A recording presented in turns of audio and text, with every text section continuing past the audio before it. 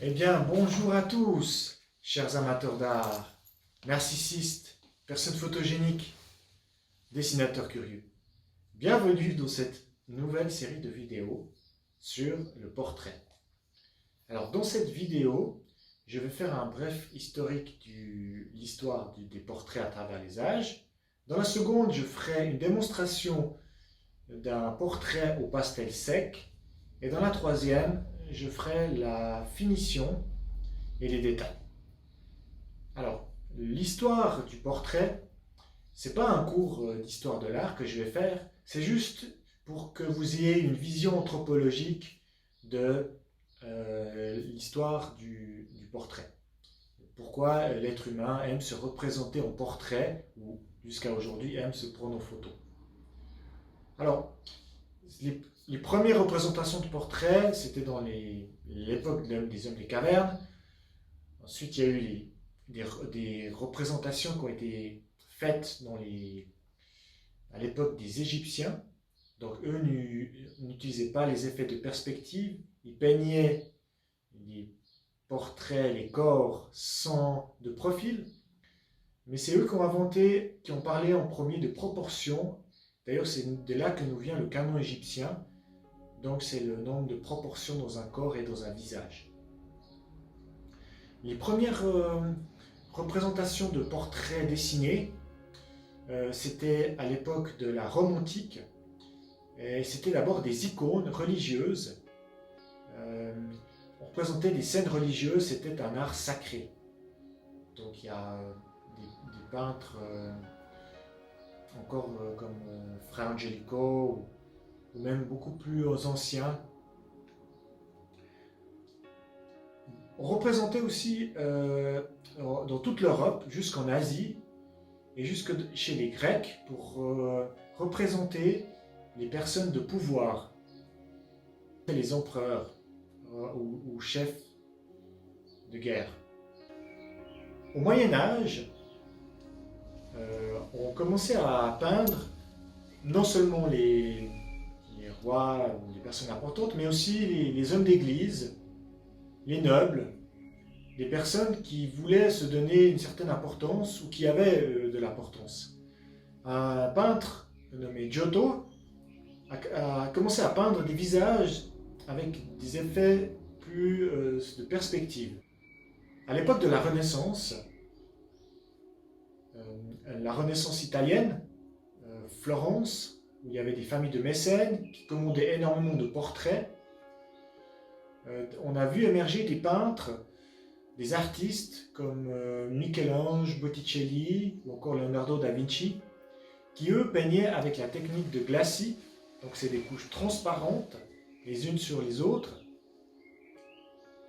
Donc les familles de rois avaient leurs peintres officiels, jusque dans la cour d'Espagne. On peut citer aussi Velázquez, un peintre important. Si on veut aussi parler de la peinture qui ont fait beaucoup émerger le portrait, on peut parler de la peinture flamande, et notamment le peintre hollandais Rembrandt, qui lui a commencé à faire beaucoup d'autoportraits, avec une technique beaucoup plus libre.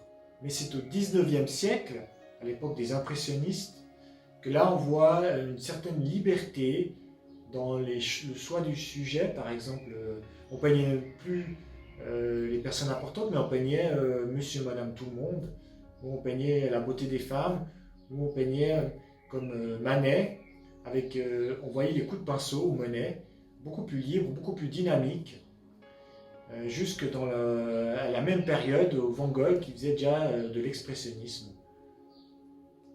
Au XXe siècle, les peintres cubistes comme Picasso ont commencé à dire, un peu de manière conceptuelle, qu'ils supprimaient tout effet de perspective et que pour un portrait, il n'y avait plus besoin qu'on reconnaisse la personne. De Lucian Freud aussi, un peintre polémiste qui faisait aussi des peintures réalistes, ou encore au XXIe siècle, des peintres contemporains comme Franz Giertz, qui lui fait des peintures de portraits très hyper réalistes d'après des techniques de projection.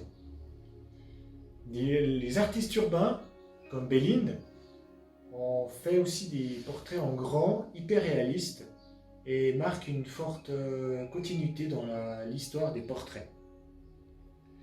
Pour ma part, mon maître s'appelle Pavel Korbel. C'est un peintre hongrois réfugié en Suisse, à l'époque spécialiste du portrait romantique et nostalgique. J'ai commencé au tout début des années 90 à faire des portraits en graphe, en grand. C'est ensuite au début des années 2000 que j'ai rencontré Pavel qui m'a appris à à peindre à l'huile et aussi à dessiner des portraits. C'est aussi au Monston Festival de Jazz que j'ai eu pendant 3 ans où j'ai fait des portraits des gens qui voulaient leurs portraits. J'ai pu rencontrer Alicia Keys ou Santana qui m'ont commandé et qui m'ont acheté leur propre portrait. Le portrait, c'est le miroir de l'âme. Lorsqu'on peint un portrait, on se peint un peu soi-même. Pour peindre un portrait, il faut que les proportions soient identiques. Et quand je dis proportion, c'est aussi la distance des yeux, du nez, de la bouche entre elles. Sinon, ça ne ressemble simplement pas. Mais encore, il faut-il ajouter l'expression de la personne, l'expression du moment, de l'instant. C'est tout là le challenge de l'artiste. Parce que l'artiste qui se peint, comme je l'ai dit, se peint un peu lui-même. Donc le portrait, d'ailleurs on le voit bien dans la Joconde, on sent qu'il y a l'âme un peu de Léonard dans ce visage. Alors dans la prochaine vidéo, je vais vous apprendre la technique du pastel sec. C'est une technique à la craie. Et j'espère que vous allez me suivre. Merci.